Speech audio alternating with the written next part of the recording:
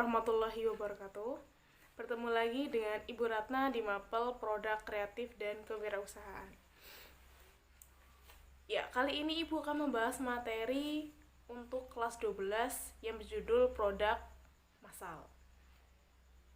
Nah, jadi selama nanti 1 tahun nanti Ibu akan membahas materi pertama adalah produk massal, kemudian yang kedua adalah perakitan produk, pengujian dan evaluasi produk dan jasa, media promosi dan strategi pemasaran, kemudian menilai perkembangan usaha, dan terakhir adalah membuat laporan keuangan. Oke, sebelum kita masuk ke dalam materi tersebut, Ibu akan mereview sebentar materi kelas 11 pada tahun kemarin. Jadi, pertama, sebelum kita memasuki produk massal, kita perlu untuk merancang yang namanya model atau contoh, atau yang kita istilahkan dalam bahasa adalah barang prototype.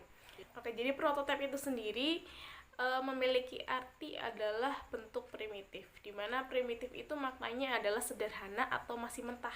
Jadi kita membuat barang masih sederhana, bentuknya masih contoh, kemudian kita uji coba, dan setelah diuji coba kita evaluasi mana yang perlu diperbaiki, mana yang perlu disempurnakan, sehingga menjadi suatu produk yang layak untuk diproduksi dalam jumlah yang banyak. Itulah yang namanya prototype. Nah, setelah kita membuat konsep prototype, bentuknya ide-ide tertentu, kemudian kita implementasikan atau kita buat ke dalam suatu sketsa, atau istilahnya adalah gambar kerja. Jadi kita buat di dalam suatu kertas ataupun secara digitalisasi di komputer, yang proses ini disebut namanya adalah prototyping atau proses kerja pembuatan prototype yang kita tuangkan dalam sebuah gambar. Nah, setelah prototipe jadi, kita sudah mendapatkan banyak sketsa, banyak gambar kerja, kemudian kita buatlah menjadi suatu produk prototipe. Nah, produknya ini bisa dibentuk dengan berbagai macam kategori tergantung fungsi yang akan kita gunakan. Nah, yang pertama adalah kita membuat prototipe yang fungsinya sebagai pembuktian teori. Misalkan, silakan lihat di layar. Oke, di situ ada contohnya adalah prototipe rumah kaca berbasis Arduino pada DES FTI23. Jadi ini apa? Jika kita mempunyai rumah kaca, jadi rumah kaca itu adalah rumah yang sekelilingnya terbuat dari kaca, kemudian fungsinya adalah untuk mengembangkan tanaman-tanaman yang ada di dalamnya. Jadi tanaman itu akan hidup dan berkembang di dalam suatu rumah yang dikelilingi oleh kaca. Dimana kalau teorinya ini adalah kalau dalam suatu kaca, maka suhu dan kelembapannya akan lebih teratur. Nah, kalau misalkan suhu kelembapannya rendah, otomatis airnya tidak akan keluar. Sedangkan sebaliknya, kalau suhu udaranya kering, maka airnya akan keluar dari rumah kaca tersebut. Nah, ini kita buat suatu prototipe di mana kita punya teori bahwa dengan kelembaban udara sekian, maka otomatis air akan keluar, dan sebaliknya. Nah, ini dituangkan dalam suatu prototipe di mana kita tidak butuh benar-benar suatu kebun, terus kemudian ada satu rumah, kita tidak perlu seperti itu, karena tujuannya hanya untuk membuktikan apakah alat ini berhasil digunakan dalam suatu kebun yang dikelilingi oleh kaca. Nah, kacanya kita bisa ibaratkan dengan seperti di layar itu ya, diibaratkan dengan sebuah akuarium yang kecil. Jadi tujuan utamanya hanya membuktikan teori. Alatnya tidak harus bagus, tidak harus mahal, yang penting bisa mewakili dari objek-objek yang nanti akan digunakan, seperti itu. Kemudian yang kedua adalah lihat di sampingnya ada artikel lagi, Honda siapkan prototipe mobil listrik terbaru. Jadi di artikel ini diterbitkan oleh Kompas. Jadi nanti ada suatu pameran ini adalah memamerkan mobil listrik di sini. Nah, mobil listrik di sini itu belum diproduk secara banyak. Jadi mobil yang ditampilkan itu jumlahnya mungkin sedikit, yang tujuannya hanya untuk menarik pembeli atau menarik konsumen agar ikut membeli, ikut memesan. Jadi ini hanya contoh aja, contoh dimana bagian luarnya sudah tampak bagus sesuai dengan aslinya, mirip sekali dengan aslinya, dari interior, eksterior, kemudian dari fungsinya, pengereman, kemudian dari gas dan lain semuanya itu mirip, sangat mirip seperti itu. Kemudian selanjutnya lagi, yang kedua adalah prototipe bentuk. Jadi tujuan utamanya adalah kita mau menampilkan bentuk atau tampilan dari produk yang akan kita buat. Nah, bentuknya ini tidak harus sama persis, yang penting konsumen itu tahu bagaimana sih produk yang akan dibuat. Contohnya seperti ini. Oke, kita lihat di pojok kiri atas, di situ ada miniatur rumah ya. Jadi ketika kita akan beli rumah, itu tidak harus rumahnya sudah jadi kemudian baru kita jual, enggak kan. Nah, terus bagaimana? Ini terutama bagi orang-orang yang belum punya modal yang banyak untuk membangun usaha. Kita hanya dengan modal sedikit, dengan ala kadarnya, kita bisa membangun miniatur rumah yang sekiranya itu bisa memberikan informasi secara detail kira-kira bangunan yang akan kita buat itu seperti apa. Misalkan kita punya berapa lantai, kemudian ada pondasinya terbuat dari apa, kemudian ada tiangnya ada berapa, itu bisa mewakili informasi yang sekiranya dari rumah itu seperti apa ya.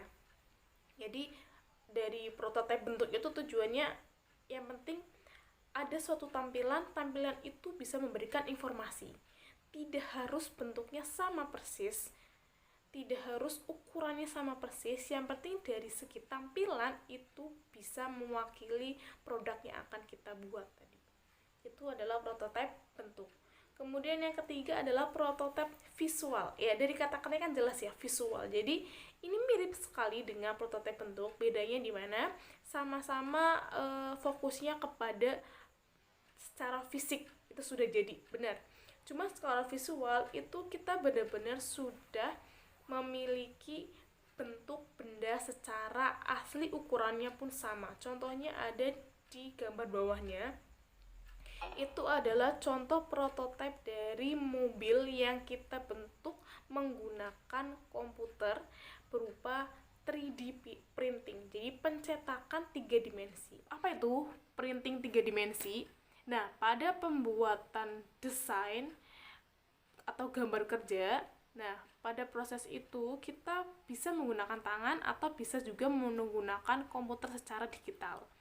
Nah, setelah itu, setelah kita desain, kemudian kita cetak. Kalau kita menggunakan kertas, makanya namanya adalah percetakan 2 dimensi. Nah, kalau percetakan 3 dimensi atau 3D printing, maka objeknya bukan di kertas lagi, tapi terbentuk secara real, nyata, punya tinggi, punya panjang, dan punya ketebalan. Itu yang namanya 3D painting. Jadi visualnya lebih bagus dan juga lebih real kelihatannya. Itu yang membedakan antara bentuk dan juga fisik ya.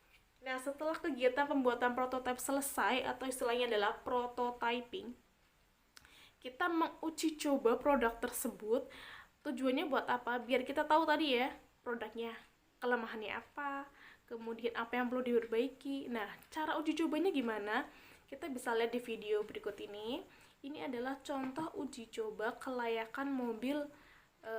Ibu kurang tahu nih mereknya apa ya. Jadi mobil ini sengaja dirusak agar kita tahu ketika terjadi kecelakaan apakah mobil ini tetap memiliki daya tahan yang cukup baik untuk melindungi orang maupun mobil itu sendiri, seperti itu. Ya, itu yang namanya uji coba. Nah, terus setelah diuji coba dirusak tuh bagaimana?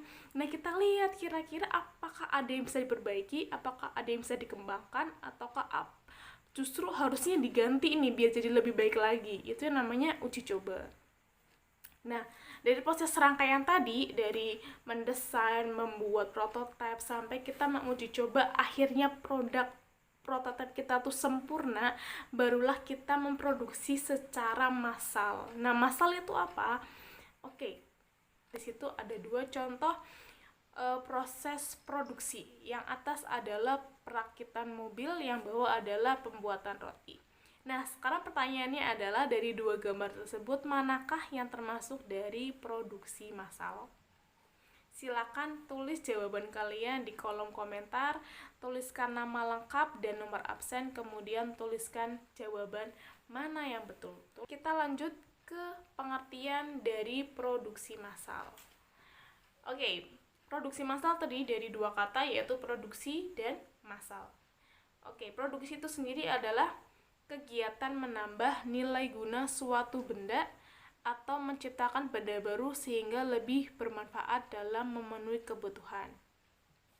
Di situ ada kata-kata menambah nilai guna.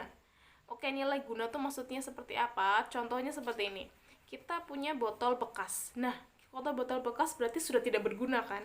Nah, sekarang yang tidak berguna ini kita ubah, kita modifikasi menjadi sedemikian rupa. Misalkan kita ubah jadi tempat pensil, atau misalkan menjadi tempat hidroponik dan lain sebagainya, yang akhirnya bisa digunakan kembali kan. Nah, ketika bisa digunakan kembali, itu namanya adalah kita bisa menambahkan nilai guna. Itu dia. Terus kemudian massal. Oke, massal itu adalah mengikutsertakan atau melibatkan banyak orang. Nah, jadi kalau kita gabungkan antara produksi dan massal itu apa? Merupakan kegiatan memproduksi barang yang tentunya sudah ditentukan standar spesifikasinya dalam jumlah besar melalui serangkaian operasi yang sama dengan produk sebelumnya. Selanjutnya adalah ciri-ciri dari produksi massal. Yang pertama adalah produk yang dihasilkan dalam jumlah besar dengan biaya per unit yang rendah. Jadi contohnya seperti ini gampangannya. Kalau kita membeli barang dengan jumlah grosir misalkan. Jumlah grosir itu misalkan kan 20 atau 30 sekali beli itu dalam jumlah yang sangat banyak. Nah, itu biasanya harganya lebih murah dibandingkan kita beli eceran atau belinya adalah per buah, 1 buah, 2 buah, seperti itu. Maksudnya di sana, jadi produk yang dihasilkan jumlahnya itu banyak, tapi biaya satu produknya itu jadi lebih rendah karena kita membeli bahannya, membeli alat-alatnya itu jumlahnya banyak. Ya, kalau kita beli jumlahnya banyak kan otomatis harga belinya juga lebih murah dibandingkan kita beli material atau beli bahan-bahannya kita ngecer, seperti itu. Kemudian yang kedua adalah bertujuan menguasai pasar. Jelas, karena apa? Ini kan kita produksi dalam jumlah banyak, otomatis target pasarnya adalah orang jumlahnya banyak atau masyarakat banyak. Kemudian dijual di pasar bebas. Nah, ini contohnya kayak gini. Kalau misalkan kita memproduksi misalkan produk makanan ikan asin, nah itu adanya di mana? Kan hanya ada di daerah laut ya kan, jadi akan sulit untuk didapatkan di daerah-daerah yang pegunungan atau daerah kota seperti itu. Jadi pangsa pasarnya tuh kurang luas, tidak bebas seperti itu. Contoh lainnya adalah hampir tidak ada variasi produk karena semua produk dibuat sama.